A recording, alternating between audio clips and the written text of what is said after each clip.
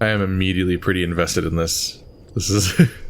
Well, like I'm saying, it reminds me of places I've been. A lot of these situations are going to be really relatable. It has more of a real world tie to it, and I think that makes things have higher stakes because they seem like more of a greater possibility of actually occurring. Also, just they're doing they like. He just seems continually good at like intros, like just putting you into a setting and then just introducing characters and dangling threads and questions. Like they keep developing little elements about each character and like the shit they're going through or how they interface with each other or their world, while also introducing just little mysteries like, what did she use your phone for? Because like it's in a narrative, you're like, I bet that comes up again, and it's not just a random innocuous detail you never hear about again, like in real life sometimes. Like, so you're like, now a mystery has been established. Like, what is the payoff going to be? Like, do you ever find out what she said to somebody and who they said it to? Or if you never find out exactly what it is, does her texting somebody on your phone later place you at her house at that time? And is that important or something? Oh, yeah, that's something good to think about. Like, boom, Jasmine was murdered that night. Oh. Oh, no. Well, that would be pretty incriminating, yeah.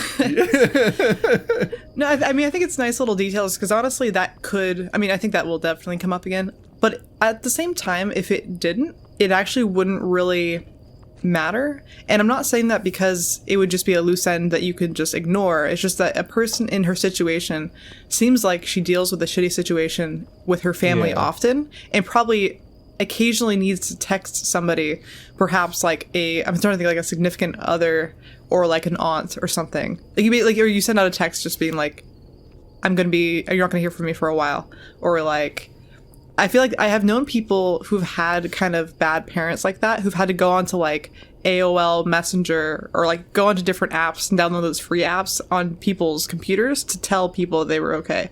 Yeah. I feel like, and then also her putting, it's like this writing is very good. Because I mean, it obviously doesn't tell you anything about the characters point blank. It's all just inferences, right? Yeah, like how her abusive father is definitely on drugs. Given his nacho situation. Immensely drunk. Yeah. Which that is a great example of someone who's fucked up. I can definitely see somebody doing exactly what he did. Yeah. But he specifically, took away her phone and her door. Yeah, I've never seen a situation where the door has been taken away where it's been an okay household, because it's the denial of privacy. I mean, it's like leaving the door cracked is a different thing, but being like, I'm taking your door away, it's almost borderline abusive. Yeah. But no, like the writing's really good and subtle. Her putting the phone on her thigh is something that I do all the time when I want to feel a text message but don't want my phone to be on sound. If I'm waiting for an immediate reply, I put it on my thigh, so that way I'll feel it right away, as opposed to like a pants pocket or something. It's just like little tiny things like that. I think he writes all these characters to be immensely believable, especially in the way that they talk. And I've noticed in this one especially, because they're all kind of like in this rural area, they talk with a certain kind of like Karen had a whole bunch of hodunk phrases that were very believable. Yeah. I'm into it. No, it's very all of his character writing has been very, very and good. ain't even nothing happened yet. ain't even nothing. We rode a bus and then we visited somebody, and that's the game so far. But that's all I need. I don't fuck plot. I mean, honestly, like I said, when it comes to a story, my favorite things are character building, and I almost don't even need a plot. There's a million movies I like that are basically plotless. Yeah. I'm honestly surprised Carl accepted going along to this party. His social anxiety is pretty bad at school. Maybe it's just that kind of night. I walk alongside him, still milling over what Jasmine had said. Can't wait till I get my license and car. I mentioned that already, yeah? Yeah. Route 65 is like 3 miles away. You can get your fetlocks toned and get ready for the dance floor, though. What's a fetlocks? I don't know. I don't know if that's a car thing or if that's like a... Or if it's like a body thing. I feel like I would know if it was like fetlocks. I don't know what a fetlocks is. Oh gosh. I see Carl's posture stiffen some at that prospect, his bright green eyes looking to the asphalt beneath us. You don't actually think there's going to be dancing, is there? Like, the movies and shit? I shrug. Sometimes I've been doing a lot this night. And they're going to play the Promise by In Rome. And it's going to be, you know that song. It's like in every prom movie, they always play it. What is it?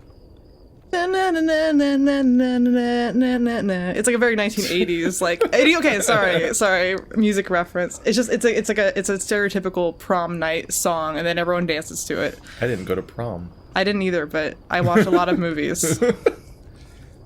Growing up in a town with less than 60 people has made what seems like a conventional teenage experience on TV seem utterly foreign. Fucking shots fired at Stephanie for stereotyping. The closest our group of friends had to such were birthday parties with just us 6 and our folks. I feel like their prom would be more like the Napoleon Dynamite one, where there's like 20 people in like a badly decorated gym, and he's like, I like your sleeves, they're real puffy. She goes, thanks, I made them myself. I haven't seen that movie since the year it came out. That's a gem of a movie. That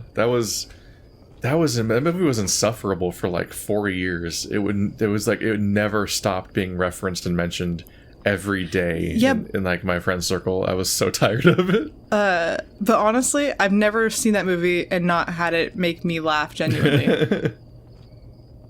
And now that guy was in Tremors. What a career That was trajectory. very funny. He was very bad in Tremors.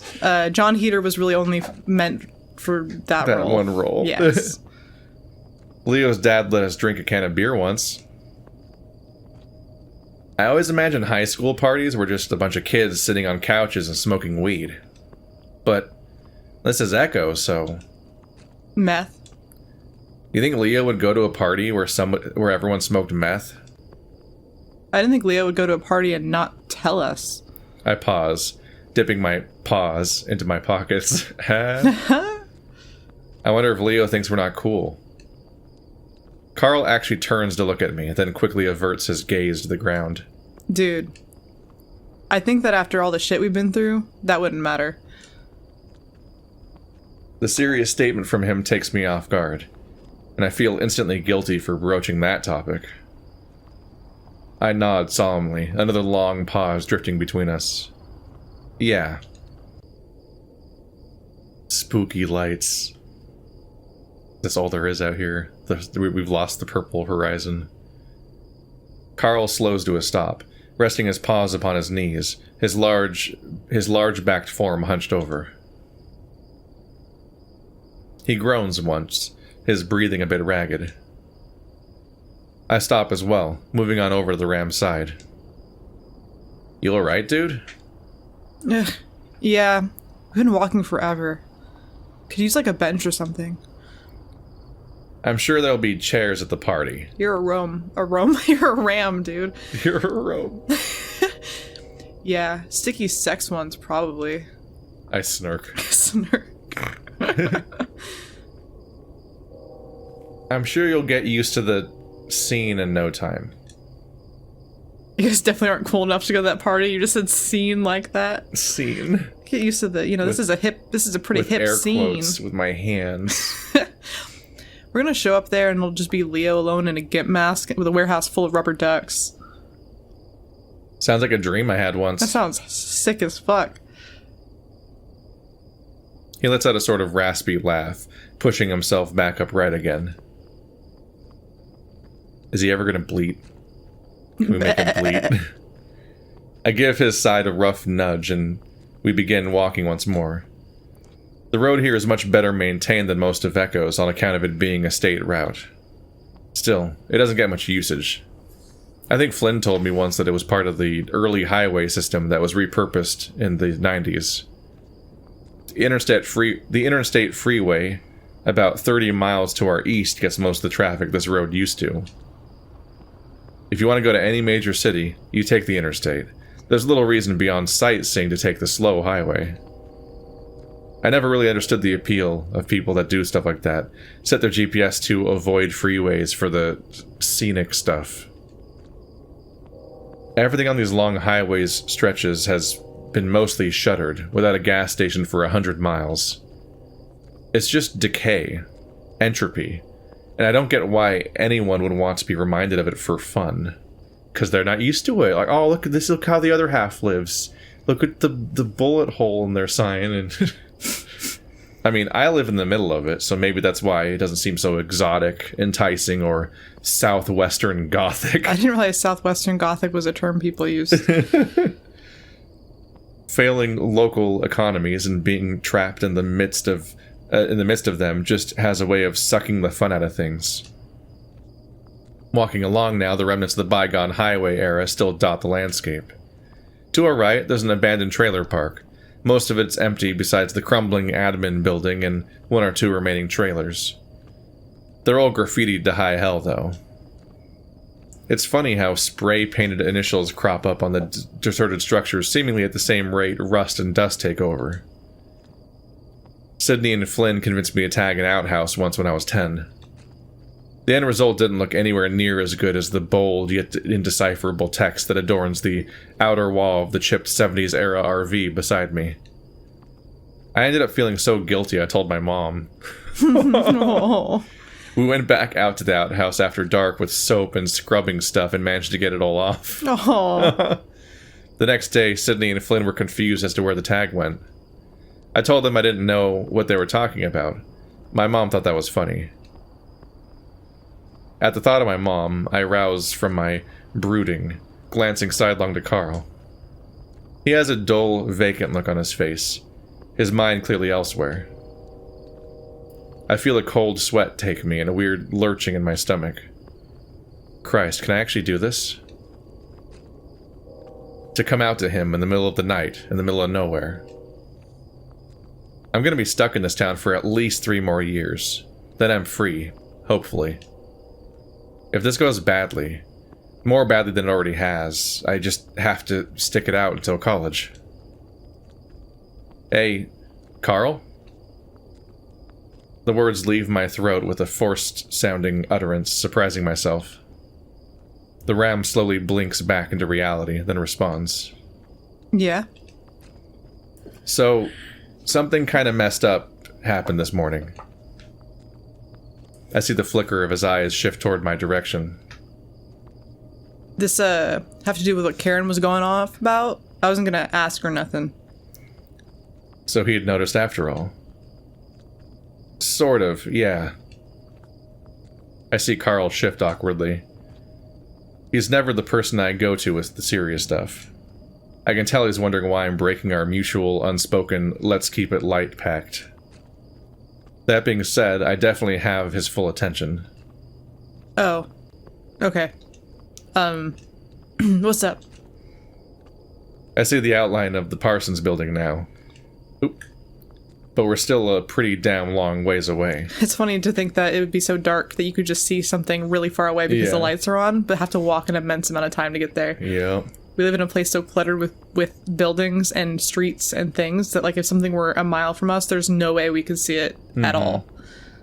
We're too inundated with stuff. So, I like guys. I can't really read his expression change in the dark, but it definitely did. Really? Yeah. Have since I went through puberty. Are you, like, sure? You're pretty down to earth. What does that mean? I think he's implying that you should be more flamboyant, I think. You're not gay enough to be a gay. I mean, sort of an asshole at times, but yeah, plain. I rub my temple, letting out a little grunt. You're making me feel better already. Hopefully not too good. Though I doubt you're into boobs anyway. He grabs his pectorals, giving them a squeeze. Oh, he's trying to lighten the mood. That's kind of nice. Well, you got a pretty mouth. I cringe instantly at myself. Oh, God. Why the fuck would I say that? Fortunately, I see the glint of Carl's teeth and know that he's grinning. So Flynn's advice was actually relevant after all. Trying to get to the party without blowing anyone. Does he, like, know? No, you're the first person I've told. Whoa, dude. That's pretty heavy. I try to think up something to say, trying to be nonchalant as possible. I guess I'm trying to show Carl that I'm not really any different. Well, you're pretty heavy, so I thought you could handle it. Oh, damn. He looks down at his gut, then back up again. Carl isn't really grotesquely overweight. His whole body is pretty proportionally large. Well, maybe not in height yet, but he's still got a few years. Who knows? Maybe he'll turn out huge like Leo. For some reason, he reminds me in stature of Jonah Hill. Just a little bit. Yeah? Especially how he's like now or then? Not. I was just saying, kind of in between, because there was that time where like Jonah Hill played a lot of teenage characters, and you wear like hoodies and stuff. And I feel like for some reason this kid kind of reminds me of Jonah Hill because he's got the pretty eyes too. So, and kind of in attitude, perhaps. We're just the super bad duo trying to go to a party we weren't invited to. Kind of, yeah. I mean, I don't know what your character looks like, but I can see Michael Cera being an otter. He's just Michael Cera shaped, yeah. Oh shit! What did I press? Not like Leo. What do your mom and pop think about it? They didn't know until this morning. They caught me watching gay porn. Fuck, dude. I hear him exhale through his large nostrils. I think my parents knock. You would hope. There's like a mutual agreement that it isn't good for either of us if they walk in on a jerk-off session. Though they're never usually home anyway. Yeah, that's nice. I see the ram's form rise, then slump again, a shrug. I don't think my parents took it well, so this whole outing is keeping my mind off things. I'm sorry, dude. Really, yeah? Ugh. I kind of cringe secondhand thinking about it, actually. I do too. Thanks. A single car passes us by, the first one we've seen all night. We stop talking as it passes. I can feel the eyes of the driver upon us.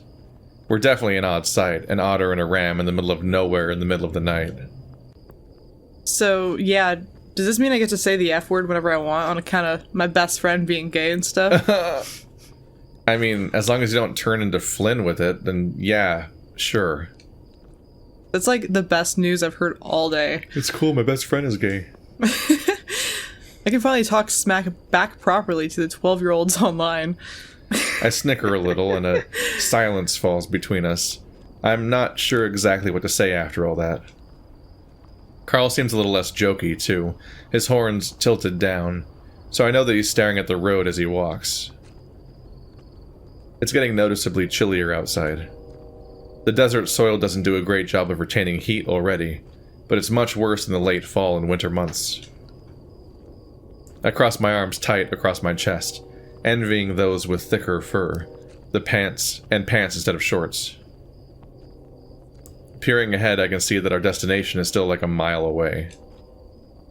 To my surprise, Carl breaks the silence, clearing his throat first. You know,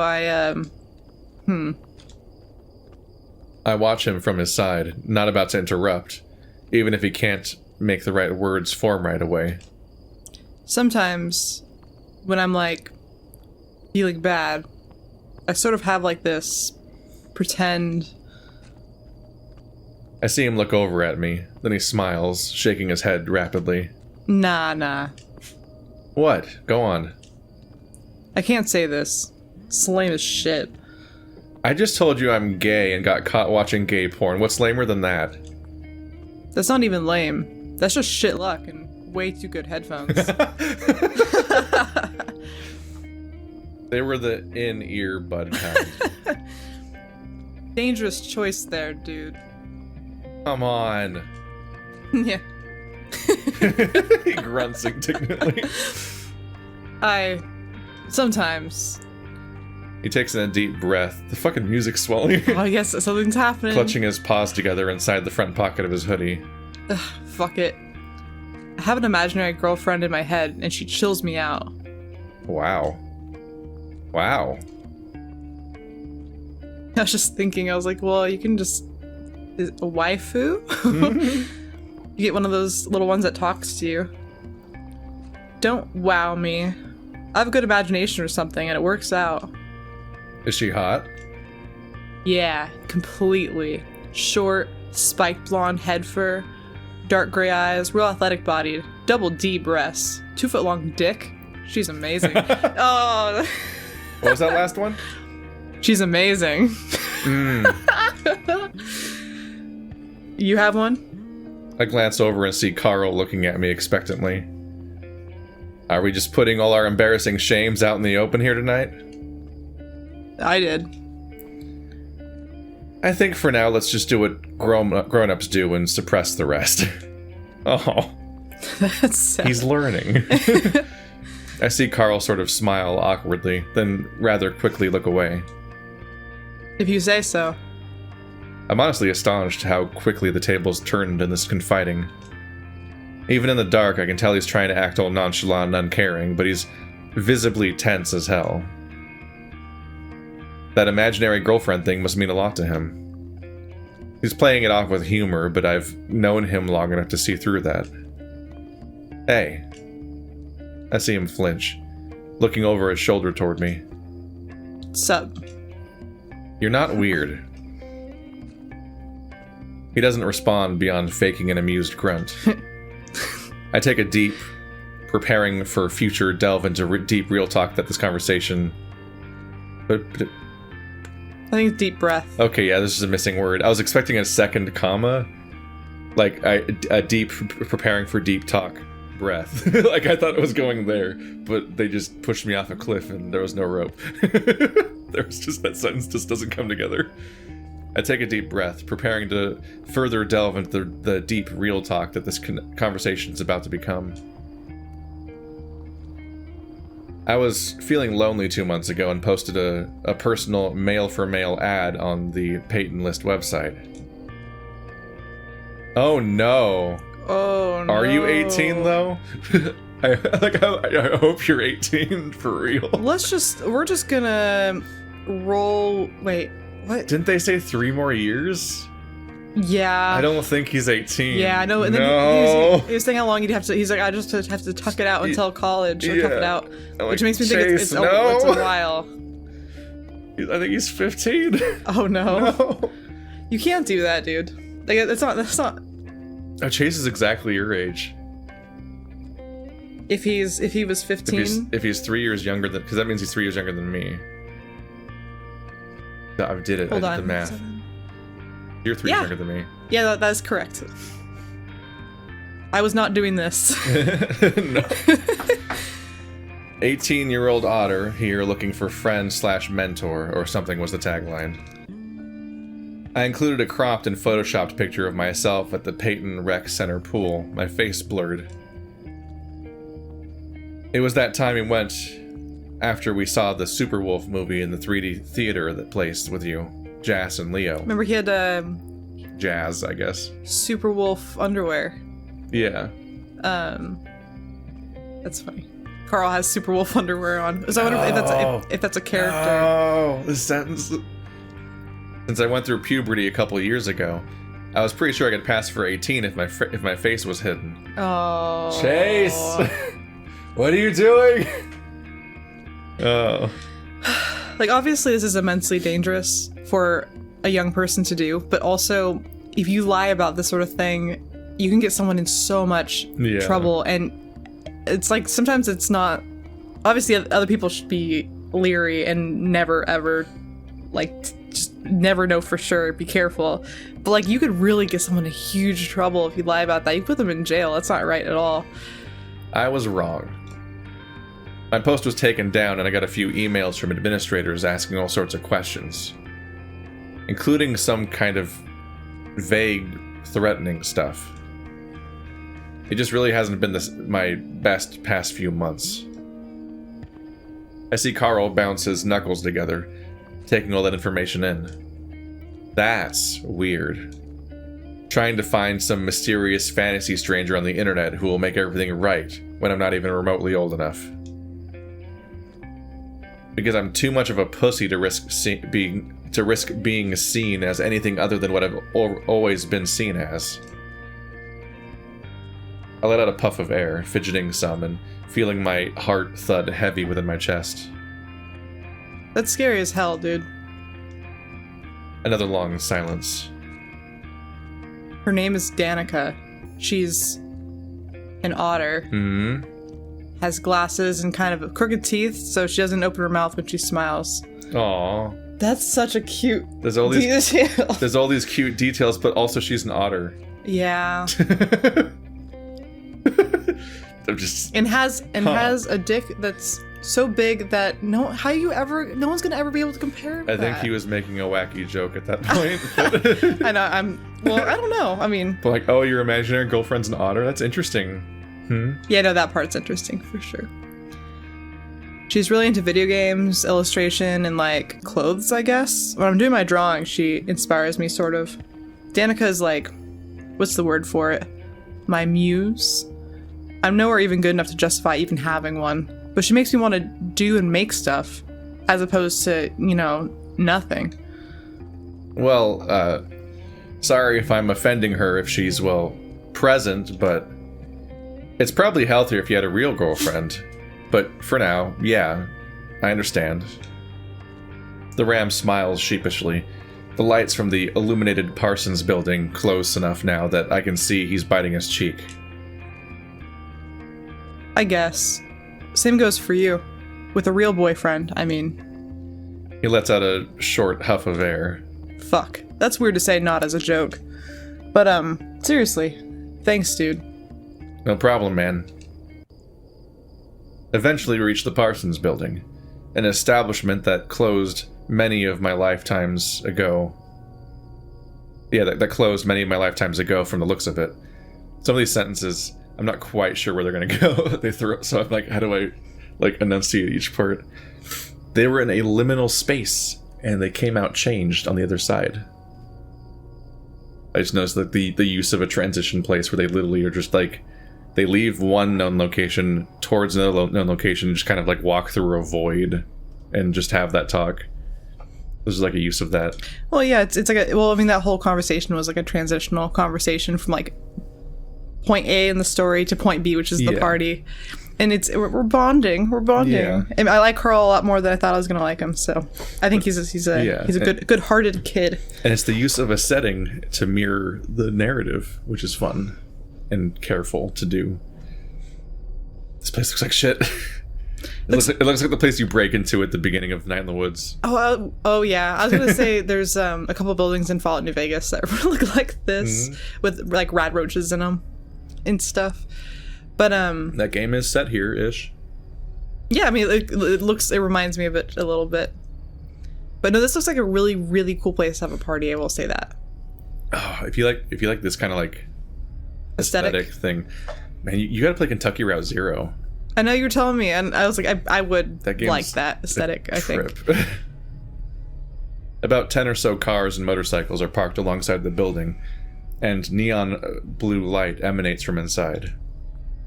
The thump of bass is palpable even out here on the road. I second guess it every time between bass and bass for a second. I'm like, hang on a minute. I look over at Carl. Ola's lackadaisy demeanor on the way here has been replaced by tight-lipped tension. To be honest, I'm feeling pretty similar. I don't see anyone outside here. Everyone must be inside. We just gotta go in and look for Leo's big red ass. Or, his face. Any idea what we should say when we see him? Hi, Leo is a good start. Brave. Okay, sounds good. But you decided to make my chair shorter. That's why sounds are happening. If they are. Cool. Neither of us moves. It's a good idea, so, Just so awkward. Some awkward boys. Who's gonna go in this place? Dude, I don't like entering spaces. Spaces, especially they weren't invited. Dude, there was the person who told them about it isn't gonna be here. I think it's more awkward and is an asshole. I think it's more awkward that they know one of the people here. There was a time that me and a friend went to a 4th of July party that was down the street from her house, and we didn't know anyone, and we just walked in, and everyone just thought we knew someone else, so nobody bothered us at all. It was nice. I got a bunch of free food and beer, and I had conversations with strangers, and nobody asked me who I knew. And then I left and no one ever saw me again. You just like crashed this party. Yeah, I did. Just came in. I went to this house, and I, like at one point I was like sitting on the floor of like some kids' room with a bunch of people, and we're just like talking, and I'm like, I don't know whose kid's room this is. It's really weird to not know the host. It's an uncomfortable thing. I couldn't point out the host if I wanted to. For me, the concern about showing up to a party where there's one person you know there and no one else, and you weren't invited, is like they can out you as being uninvited. Well, not just that, but like what kind of like brain nightmare are you giving that person, or they have to like code switch now? Like they're oh hey guys, like different people that they behave different. You're gonna Alexios them. I thought you guys knew this party already. I thought Sharon told you, right? Like, you know Sharon, I thought she would have invited you. Oh haha. Well, I just mean the mess of like when people that you act differently around enter the same room. I can't. I can't do it. How do I do this? Yeah, no, I have a really hard time with that. There's a lot of times where like my family's like, oh, like, why don't we have a birthday party with like us and like your friends? And I'm like, no, I can't consolidate. I can't consolidate who I am. Mm-hmm. I would never be able to have a party with my close friends, my family, and my coworkers. That would be the biggest nightmare. And people I'm in a romantic relationship with. All those groups of people, it's a completely different experience. And I would have a really hard time juggling that in my brain, you know? God, dude. What if it's a rave? My God, it's the worst thing. Then it really will be Southwestern Gothic. What? Because the rave goths. Are rave goths a thing? Yes. Well, they do the dance, the meme dance, the Harlem shit. I don't know. there's a thing. I don't know. If it's a rave, I've never been to a rave. I was gonna. That's music I don't like and dancing I don't like, and then drugs. What I was gonna like their powers combined, you have a bad time. Well, you don't have to do drugs at a rave, but everyone else will be doing drugs, and they'll be really unbearable to be around. Yes. That's the problem. Is everyone else is there? Everyone that I drugs. know that likes to go to raves is unbearable to be around when they're not at the rave. So just imagine an amplified version of a thousand of those people in a loud, dark room with no space. I don't like it. A lot of people that I know that go to raves are like wooks that also go to Burning Man. Yeah. And they're just like obnoxious people who have like those like little like skateboards with wheels on the side. Skateboards? Hoverboards. They have like hoverboards. And they'll vape. And like we're both thinking of at least one of the same person. Well, I was gonna you know, that's definitely one of the people. But no, all I'm saying is if it was a rave, they'd probably know already because they'd hear the music. Yeah.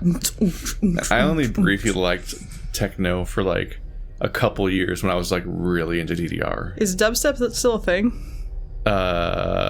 Probably in some way. Skrillex isn't dead yet, right? I don't know. Nobody told me. God, the era of whenever you got into somebody else's car and they drove like shit and they're playing dubstep too loud and they had shitty subwoofers so they rattled loudly. They're playing the Legend of Zelda dubstep, where they take the music from Legend of Zelda and they remix it and they make it dubstep versions. I know people that like that one and the Halo ones. There's a bunch of video game dubstep music. I would just want to listen to the real music. Yes.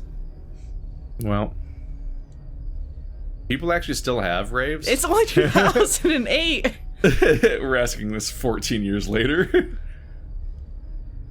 I don't know, but I'm getting a really bad vampire cult vibes from all this. See, vampire cult's a party I would want to go to. Let's check around the back first, all right? Did you see that? You looked away. Oh, fuck! You looked away right when it happened. Oh, man. It just came on in.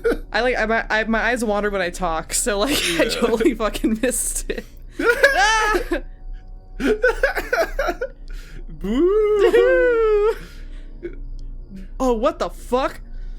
Carl practically leaps, swatting at the air around him as he gets some distance. Language? Ah, geez, sorry, Carl. I didn't know I'd scare you that badly. Carl stares wide-eyed at the sheeted visage before his eyes go to a lull. Ugh. Hey, TJ. I legitimately thought you were about to start bleeding there, Carl. Hey. Real speciesist, dude. That's the angriest face he's ever made. So, and it's not even that angry. It's just kind of like annoyed. It's just he opened his mouth. What are you doing here, Tej? And why are you dressed like a ghost? My mom dropped me off about 2 minutes ago. I can't believe you guys walked here. Mom would have given you a ride if you asked. He already seems like a sweetheart. Not that I'm against you guys getting exercise or anything. So he's the gooey moral center guy. He's the moral center guy who's a Christian, who's younger than everyone else, probably just by like a year. I think Carl winces slightly. As for the costume, my mom and I put this together at the last minute. It's adorable. I didn't get to go trick-or-treating yesterday because of church stuff, so Mom said now would be my chance with the party. I don't know if it's a costume party, dude. So it's November 1st? Yeah, it's Day of the Dead. Yeah, I didn't know when that was. They put that on the first screen. Well, I immediately forget that every time in every story. Even under all that fabric, I can still picture TJ grinning cheerily. It is such a contrast to the past few hours with Carl. A contrast to this whole day, actually. That's very considerate of your mother, TJ, but, never mind. How did you get invited to this, but not us? TJ tilts his ghostly head curiously. My mom just told me she heard about this fun get-together here and said that it would be a good way to treat myself after volunteering yesterday. Oh, he's so cute. So none of us have been invited to this. I didn't really think I needed one. There's a pause. Oh gosh, I've never crashed a party before. Oh no. Should we just go home? Carl and I exchange a look. Flynn told me that Leah would be here tonight, actually. Huh? He didn't mention anything of that nature to me. I'm sure he just forgot to, though. Bye. Carl steps off the roadway and into the smooth concrete of the entranceway, trying to get a stealthy look inside from afar. You say so, man. I mean, it's okay to have a +1, right? But there are 3 of us. See Leo in there, Carl? Carl is silent for a long moment. I see Jack. Who? Carl looks back to me. Jack shit. You might know him. Ha! I furrow my brow at Carl. TJ physically covers his ears with his enshrouded paws. I heard the lynx mutter a faint stop. Is it weird that we've been out here this whole time and no one has come outside? Like, I'd assume people would want to come out for air, to smoke, and to make out. They might be doing that inside. What? TJ's eyes bulge. What kind of party is this? TJ, look at the place where it's at. Like, this is not a place where it's a wholesome party. TJ brings his paws together, wringing them as he looks at us expectantly. We don't know, TJ. I just kinda hope that you would. The sort that Leo and TJ go to without inviting or even telling us about, apparently. He's getting unhappy. Bitterness still hangs in Carl's tone as he rocks nervously upon his hooves. I'm honestly still upset about it myself, too. This is the sort of thing I'd like all of us to do together. A first real party as a group. Especially because, like they're saying in this town, like this is, like Carl was saying, few people here, so it's this like, is fuck like those guys the only in party that will be happening for a long time, and it's not as if like it's not like there's parties every Friday night like around town. It's like this is like the party. Like there's enough people here, but not that many people in the city that you're like, basically it's like, don't tell those guys in particular, is what it feels like at that point. There's probably less teenagers at home than there are at this party in the whole town. Like, that's pretty bad. I don't feel nearly as confident without him with us. By the way TJ and Carl are acting, I think it's the same for them too. I suppose Leo just has that effect on people. Oh, yeah. It's been glitching out a little bit. Anxiety. Oh, God. How in the hell am I getting bars out here? Fuck this. I hit ignore and walk past Carl toward the blinding cyan light of the broken entranceway. Dude, wait. Chase!